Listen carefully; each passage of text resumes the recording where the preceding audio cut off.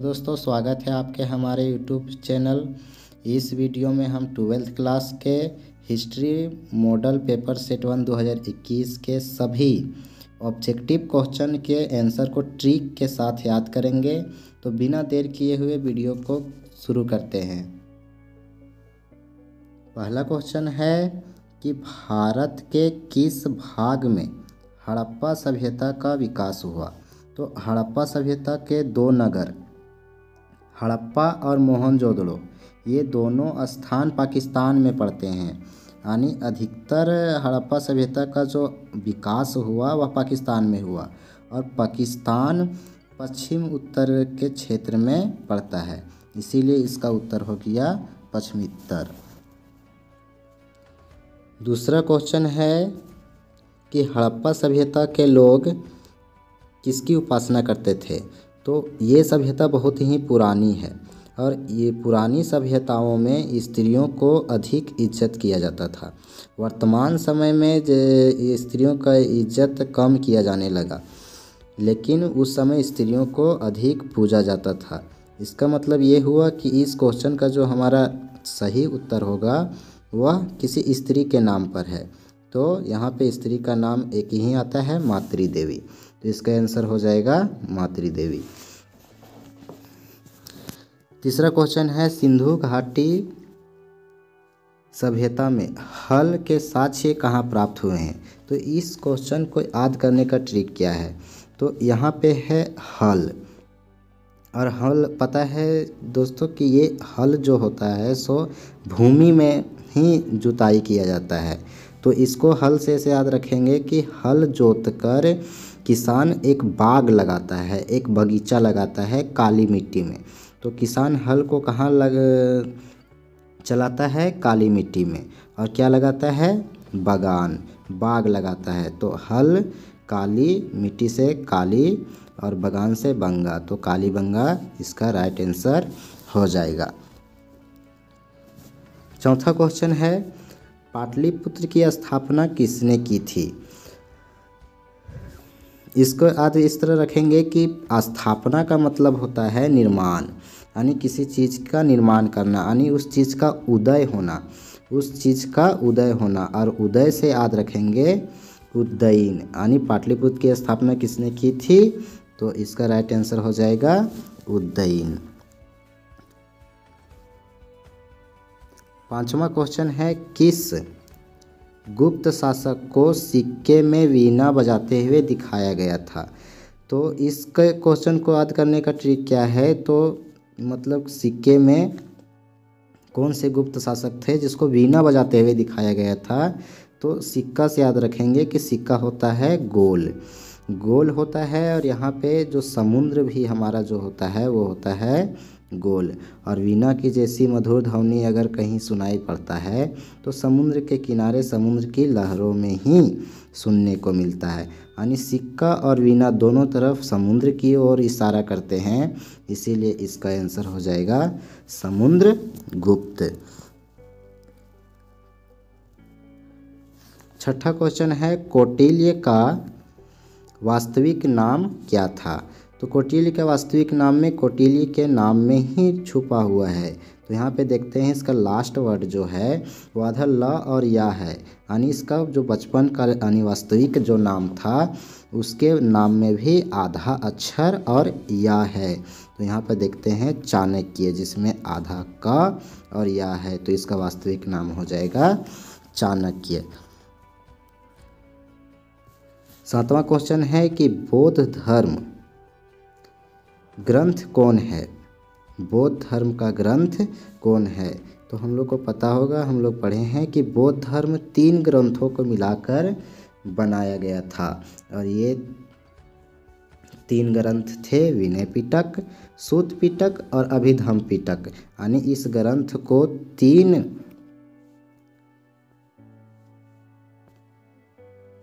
ग्रंथ को मिलाकर बनाया गया था, इसीलिए इसका नाम हो जाएगा त्रिपिटक। यानी बौद्ध धर्म का ग्रंथ 3 ग्रंथों से मिलकर बना हुआ था, इसीलिए इसका आंसर हो जाएगा त्रिपिटक।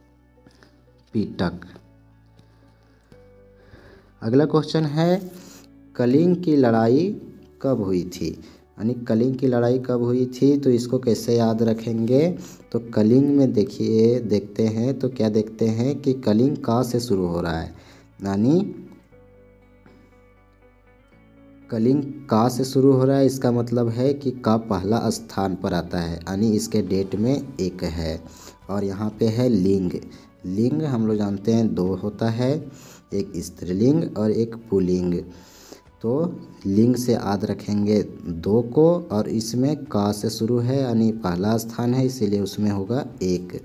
तो इसका राइट आंसर हो जाएगा 261 ईसा पूर्व में कलिंग की लड़ाई हुई।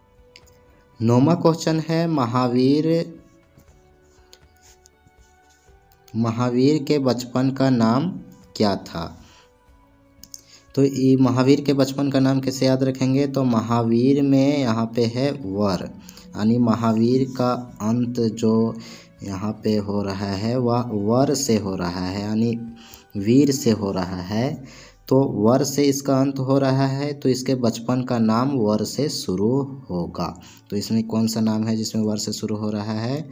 यहाँ पे देखते हैं वर्धमान, यानी वर्ध व और रा से शुरू हो रहा है, और यहाँ अंत वर से हो रहा है। तो अगला क्वेश्चन देखते हैं कि स्तूप का संबंध किससे है। स्तूप का संबंध किससे है, तो इसका ट्रिक क्या है जानने का। तो स्तूप में लास्ट में है तप, और तप कौन करता है, तो बौद्ध भिक्षु लोग करते हैं। और गौतम बुद्ध भी काफ़ी सिद्धि प्राप्त करने के लिए तप किए थे, तो इसका तप बौद्ध भिक्षु लोग करते हैं, इसीलिए इसका राइट आंसर हो जाएगा बौद्ध भिक्षु से याद रखेंगे तप करते हैं, तो इसका हो जाएगा बौद्ध भिक्षु।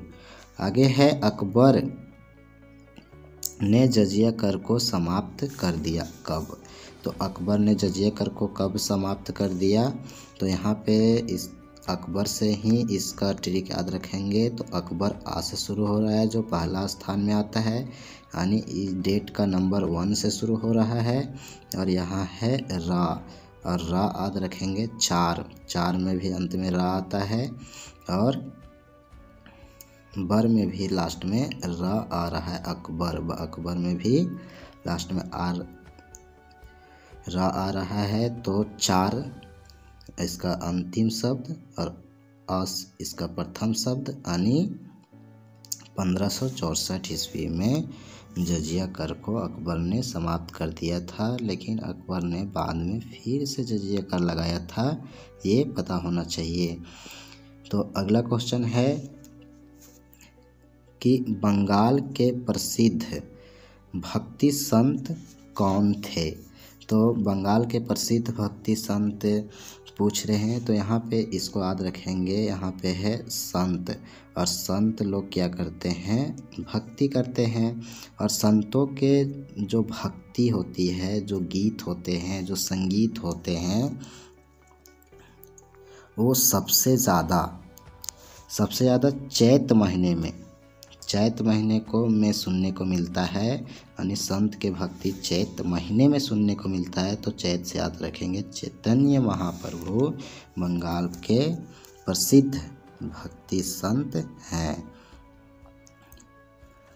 आगे देखते हैं 13वां क्वेश्चन है कि भक्ति आंदोलन को दक्षिण भारत में उत्तर भारत से कौन लाए थे। तो हम लोग जानते हैं कि उत्तर भारत मतलब जिस साइड जम्मू कश्मीर है, तो उत्तर भारत में राम भगवान के भक्ति में सब लीन रहते हैं और राम भगवान के भक्ति का आनंद लेते हैं। यानी उत्तर भारत में राम भगवान का ज़्यादा भक्त हैं और उनके संगीत में लीन रहते हैं, यानी आनंद लेते हैं। तो राम भगवान के रामा और आनंद से रामानंद, यानी इसका राइट आंसर आ जाएगा रामानंद। तो इस तरह रखेंगे कि उत्तर भारत में राम भगवान के ज़्यादा भक्त होते हैं और उसके संगीत में आनंद लेते हैं, तो हो जाएगा रामानंद। अगला क्वेश्चन है मुगल प्रशासन में जिला मुगल प्रशासन में जिला को किस नाम से जाना जाता था।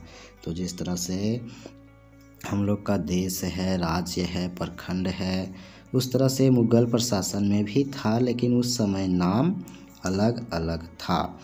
तो राज्य को सूबा कहा जाता था, राज्य को ही यहाँ पे सूबा कहा जाता था, जिले को सरकार कहा जाता था, प्रखंड जो होते थे उसको परगना कहते थे, और क्या था कि जो पंचायत उस समय होता था उसे महाल कहा जाता था।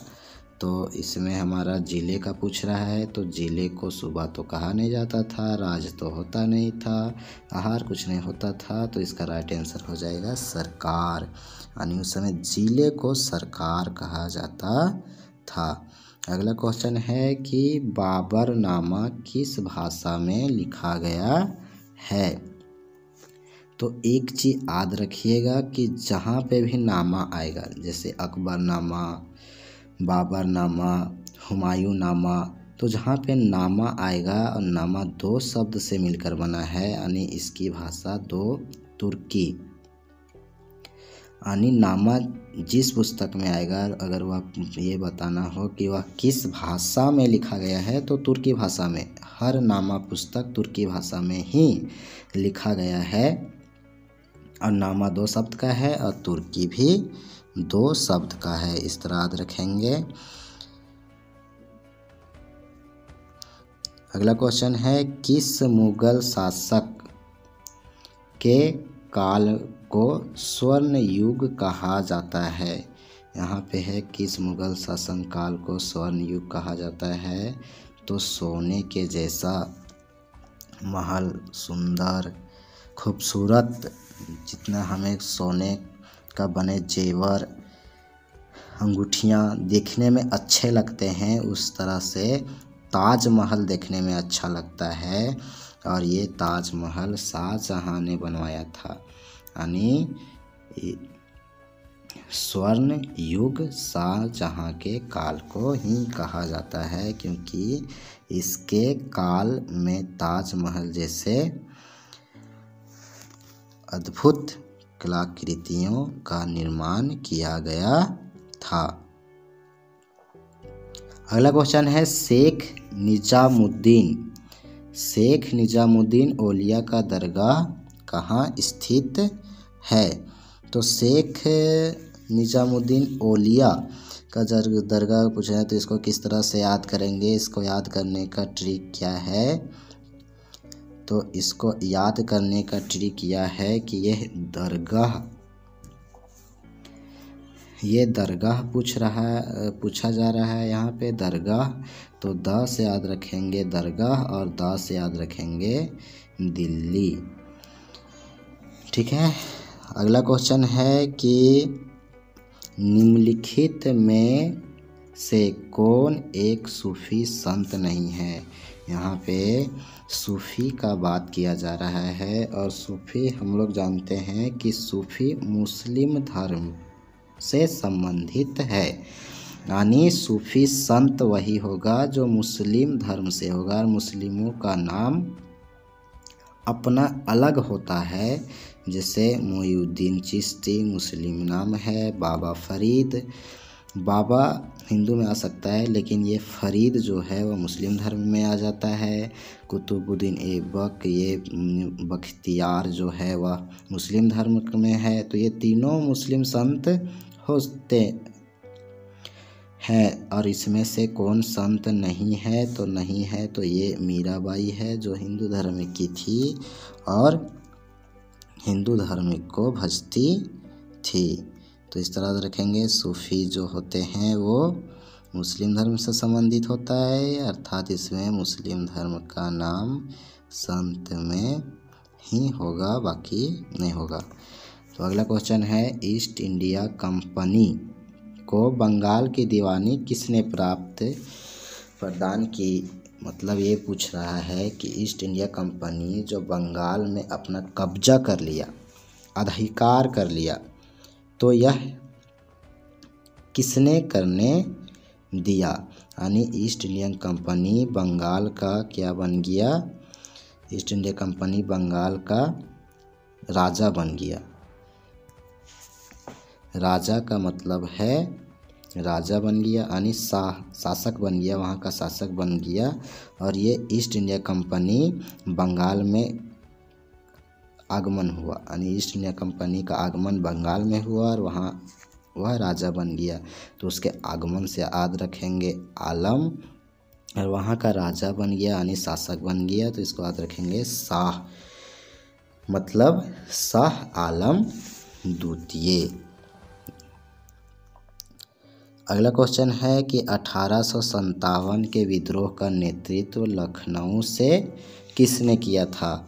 तो इसको याद रखने का ट्रिक है कि लखनऊ से याद रखेंगे लखनऊआ लहंगा। और लहंगा जो पहनते हैं वह एक औरत पहनती है, एक स्त्री पहनती है। तो यहाँ पे इसका नेतृत्व करने वाले का नाम कोई स्त्री है। तो यहाँ पे देखते हैं तात्या टोपे, नाना साहब, कुंवर सिंह, ये सारे नाम जो हैं वह पुरुषों के हैं। यहाँ पे एक ही नाम आता है हजरत महल, यानी लखनऊ से नेतृत्व करने वाले कौन थे? हजरत महल। तो लखनऊआ लहंगा से याद रखेंगे कि स्त्रियां लहंगा पहनती है, इसलिए इसका नेतृत्व करने वाला कोई स्त्री होगी। अगला क्वेश्चन है इनमें से कौन सा स्थल 1857 के विद्रोह से प्रभावित नहीं हुआ था? तो हम लोग जानते हैं झांसी में हुआ था, क्योंकि झांसी से रानी लक्ष्मीबाई लड़ी थी। लखनऊ से हुआ था, बेगम हजरत महल के नेतृत्व में लड़ा गया था। जगदीशपुर यानी बिहार में पड़ता है, जो वीर कुंवर सिंह लड़े थे।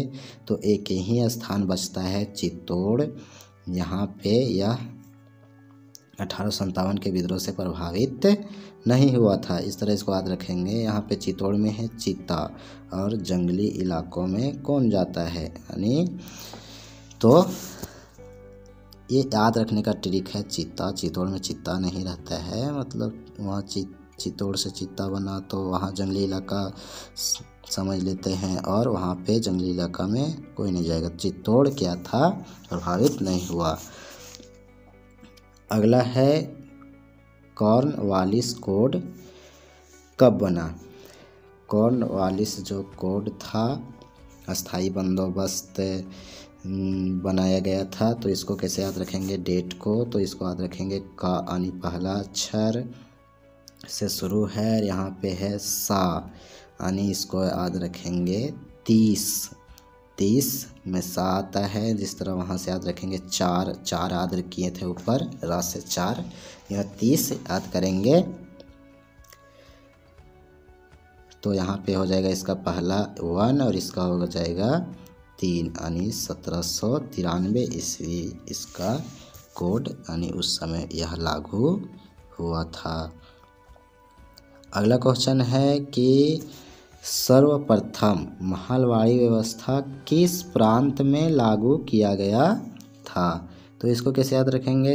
अस्थाई बंदोबस्त पहले लागू हुआ था, उसके बाद लागू हुआ था महलवाड़ी व्यवस्था, उसके बाद लागू हुआ था रैयत व्यवस्था। तो महलवाड़ी व्यवस्था सबसे पहले किस प्रांत में लागू हुआ था? कैसे याद रखेंगे? यहाँ पे महलवाड़ी व्यवस्था से याद रखेंगे कि महलवाड़ी व्यवस्था में माँ से शुरू हो रहा है, तो इसको याद रखेंगे मद्रास। माँ से महलवाड़ी व्यवस्था और माँ से मद्रास और मुंबई। यहाँ पे यह ख़त्म हो रहा है डी, यानी ई से ख़त्म समाप्त हो रहा है। तो यहाँ पे मुंबई में भी ई है। वहाँ से मध्य प्रदेश भी हो सकता था, लेकिन ये नहीं होगा, क्योंकि यहाँ डी भी याद रखना है कि ये मुंबई में हुआ था। तो मद्रास और मुंबई याद रखना है। अगला क्वेश्चन है कि दामीन एक कोह में किसे बसाया गया था? दामीन एक कोह जो है वह एक स्थान था, एक नियम की तरह काम करता था, जिसमें संथाल लोग जितने भी पेड़ को काटते थे वह भूमि उसके नाम कर दिया जाता था।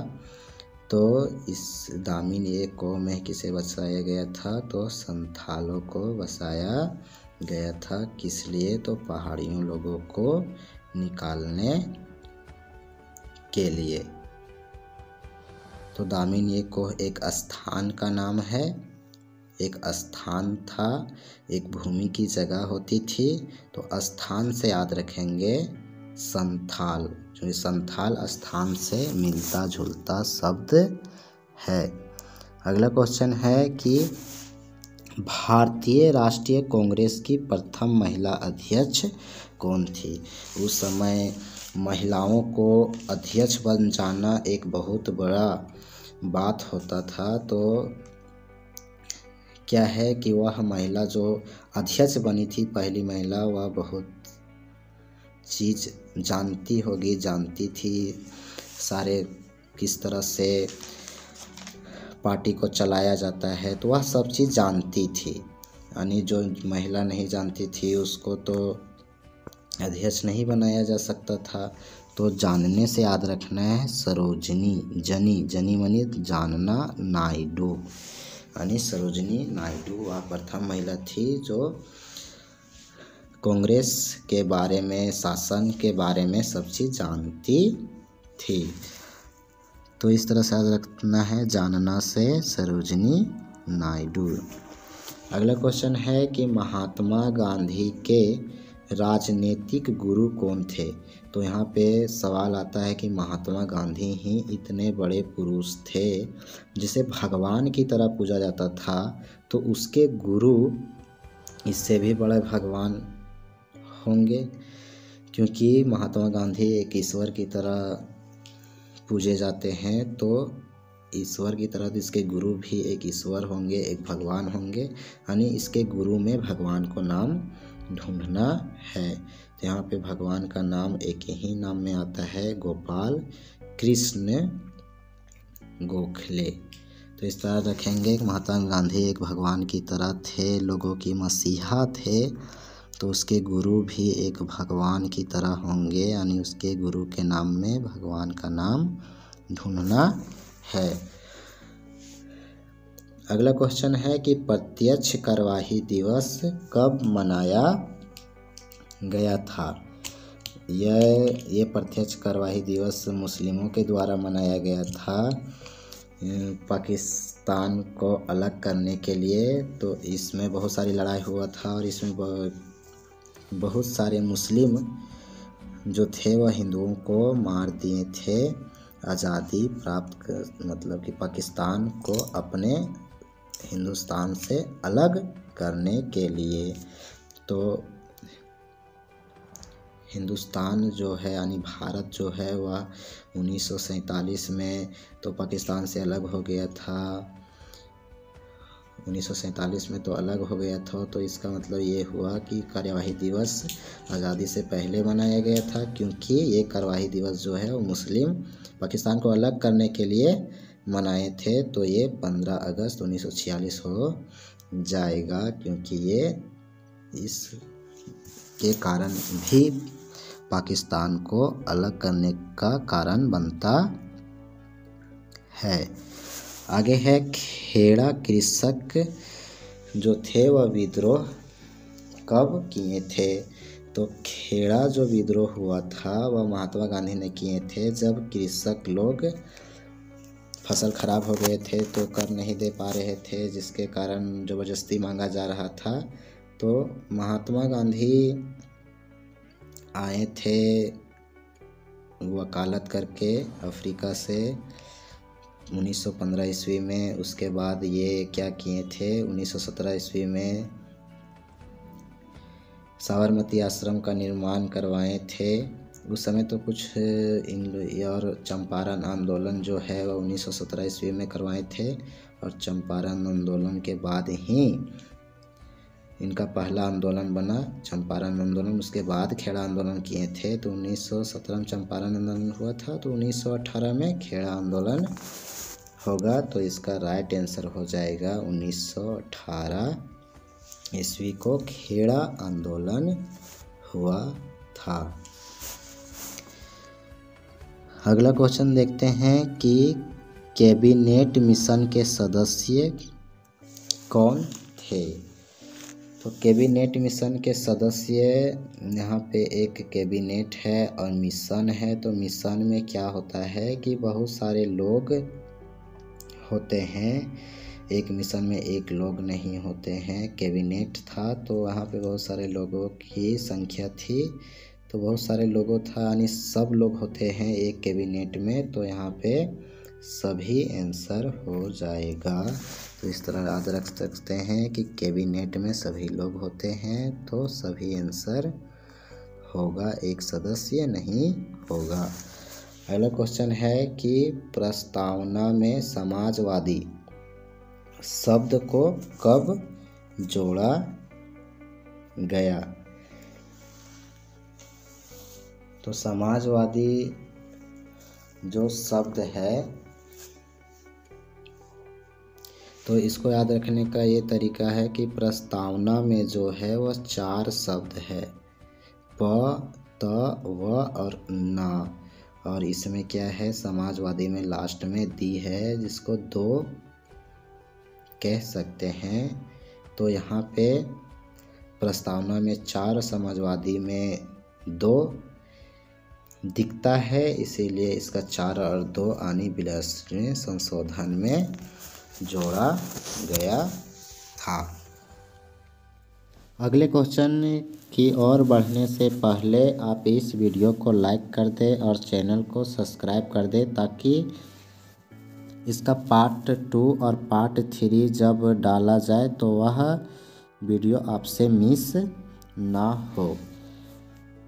तो देखते हैं अपने अगले क्वेश्चन को। तो अगला क्वेश्चन है कि हड़प्पा सभ्यता का सबसे बड़ा नगर कौन था। तो हड़प्पा सभ्यता का सबसे बड़ा नगर मोहनजोदड़ो को माना जाता है, लेकिन बाद में जब खुदाई किया गया तो उसमें बताया जा रहा है कि सबसे बड़ा जो सभ्यता का जो नगर था वह मोहनजोदड़ो नहीं है, बल्कि राखी गढ़ी है। तो दोनों में से राखी गढ़ी को लिख सकते हैं, क्योंकि ये सही है, क्योंकि ये मोहनजोदड़ो तो बाद में पहले था, लेकिन अभी के समय में राखी गढ़ी ही हड़प्पा सभ्यता का सबसे बड़ा नगर है। अगला क्वेश्चन है कि ब्राह्मी लिपि की सर्वप्रथम पढ़ाई किसने की थी, यानी ब्राह्मी लिपि को जो सबसे पहले पढ़ा था वो कौन था। तो याद रखेंगे जेम्स प्रिंसेस ने इसको सबसे पहले पढ़ा था। अगला क्वेश्चन है कि कलिंग युद्ध के पश्चात अशोक ने किस धर्म को स्वीकार किया था। तो कलिंग में जब वह बहुत सारे रक्त को देखता है तो इससे उसका हृदय परिवर्तित हो जाता है और वह युद्ध को छोड़ देता है, तलवार को रख देता है और वह बौद्ध धर्म को स्वीकार कर लेता है। अगला क्वेश्चन है कि मुगल शासक कौन से मुगल शासक था जिसको 2 बार राज्याभिषेक किया गया था। तो यहाँ पे याद रखें कि औरंगजेब जो मुगल शासक का अंतिम शक्तिशाली शासक था, उसी का अभिषेक 2 बार हुआ था। आगे है सिखों का पवित्र ग्रंथ कौन सा है। तो सिखों का पवित्र ग्रंथ गुरु ग्रंथ है, जो सिखों का पवित्र ग्रंथ है। अगला है कि अकबर द्वारा इबादत खाना का निर्माण कहाँ करवाया गया था। तो इसको याद रखेंगे कि फतेहपुर सीकरी में अकबर द्वारा इबादत खाना का निर्माण करवाया गया था। अगला क्वेश्चन है सर्वप्रथम रैयतवाड़ी व्यवस्था कहाँ लागू किया गया था। तो इसको याद रखेंगे मद्रास में सर्वप्रथम रैयतवाड़ी व्यवस्था लागू किया गया था। 38वां क्वेश्चन है, अंग्रेज़ों ने अवध के नवाब यानी किस नवाब को 12 लाख देकर और पेंशन देकर कलकत्ता भेज दिया गया था? तो वाजिद अली। वाजिद अली वह नवाब था जिसको 12 लाख देकर कलकत्ता भेज दिया गया था।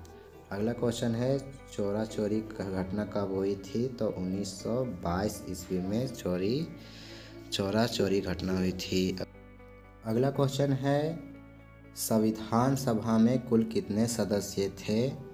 तो 389 सदस्य थे। जब पाकिस्तान और हिंदुस्तान का संविधान एक साथ लिखा जा रहा था, लेकिन जब पाकिस्तान अलग हुआ भारत से तो उस समय भारत में संविधान सभा में केवल 299 सदस्य ही बचे थे। तो इसका राइट आंसर हो जाएगा, संविधान सभा में कुल 299 सदस्य थे। वीडियो अच्छा लगा हो तो चैनल को ज़रूर सब्सक्राइब कीजिए और वीडियो को लाइक कीजिए। धन्यवाद।